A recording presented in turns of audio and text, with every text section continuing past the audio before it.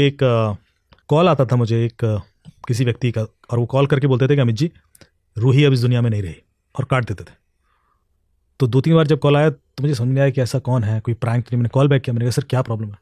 मैंने नहीं, आपको सिर्फ ये बताना था कि रूही अब इस दुनिया में नहीं है। तुमने कौन रूही?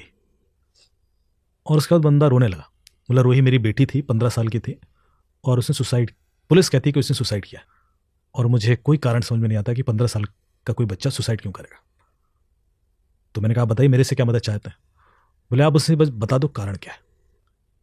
तो मैंने कहा ठीक है, आप मैं थाने में बात करता हूँ। मैंने ऐसे से बात की, मैंने कहा साहब क्या प्रॉब्लम है? बोले नहीं, सुसाइड नोट है, उसमें लिखा है कि वो सुसाइड कर रही है। तो मैंने कहा ठीक है, फिर भी आप मुझे तसल्ली के लिए लैपटॉप मोबाइल फ़ोन भेज दिए। उन्होंने लैपटॉप मोबाइल फ़ोन भेजे, मैंने सारा डेटा एनालाइज किया, मुझे कुछ ऐसा नहीं मिला। फिर मैंने मोबाइल फ़ोन में डिलीटेड डेटा रिकवर किया। जब डिलीटेड डेटा रिकवर करते हैं तो आपको कुछ चैट सर्फेस पे आ जाती है, जिसमें मुझे दिखाई दिया कि कोई नागेश करके लड़का है जिसके संग कुछ चैट हुई है, फ्रेंडली है, बहुत कोई ऐसी सस्पिशियस नहीं है, पर लगा कि ये क्लोज है।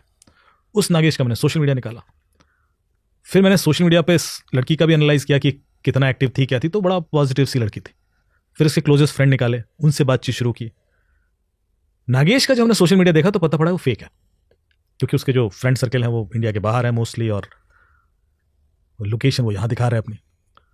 तो फिर हमने उसके आईपी एड्रेसेस निकलवाए जो वीपीएन निकले, फ़ोन नंबर का केवाईसी निकलवाया तो वो भी फ्रॉड निकला, किसी उड़ीसा के किसान के नाम पे था। और यहाँ चीज़ें ट्विस्ट होना शुरू हुई कि मतलब गड़बड़ा है। जो नागेश का प्रोफाइल है वो 17 साल के लड़के का, 17 ईयर्स ओल्ड किड। फिर मैंने इसका सीडीआर निकलवाया तो कोई कॉल, नॉर्मल कॉल ही नहीं लगाया उस पर उसने, मतलब कि सिर्फ इंटरनेट एक्सेस कर रहा है, और वो भी वीपीएन यूज़ करके। तुम लोग ऑलमोस्ट ब्लॉक हो चुके थे।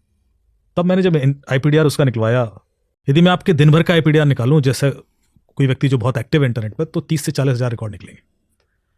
अब यदि मैं 1 महीने का निकाल रहा हूं तो आप समझ सकते हो कितने सारे रिकॉर्ड है। उसमें एनालाइज करना बंदे का पैटर्न कि ये कौन हो सकता है और कहां होगा, ये साइबर क्राइम इन्वेस्टिगेशन।